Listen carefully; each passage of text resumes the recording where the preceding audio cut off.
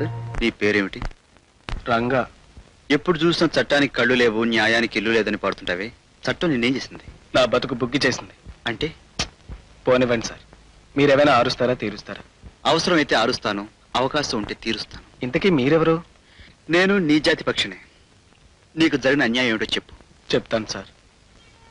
నేను రిక్షా వాళ్ళని.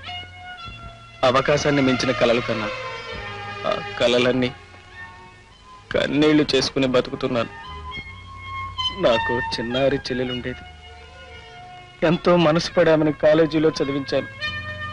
నా చెల్లెలు పెద్ద ఉద్యోగం చేస్తుందని, నా కష్టాలు గట్టెక్కుతాయని రాత్రింబవళ్ళు శ్రమించాను. ఒక పెద్ద మనిషి తను సిఫార్సు చేసి ఉద్యోగం ఇప్పిస్తాను, ఇంటికి రమ్మని ఆశ పెట్టాడు. ఆ మాటలు నిజమని నమ్మి నా చెల్లెలు వద్దంటున్నా వినకుండా నేనే స్వయంగా నా రిక్షాలో తీసుకువెళ్ళాను. లోపలికి వెళ్ళేటప్పుడు మహాలక్ష్మిలా వెళ్ళిన నా చెల్లెలు బయటకి శవమై తిరిగి వచ్చింది.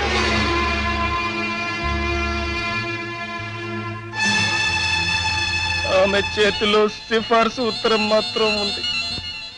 అయ్యా, ఈ దేశంలో ఒక సిఫార్సు ఉత్తరం ఆడదాన్ని, మానాన్ని, ప్రాణాన్ని కూడా తీయగలదని అప్పటిదాకా నాకు తెలియదు సార్.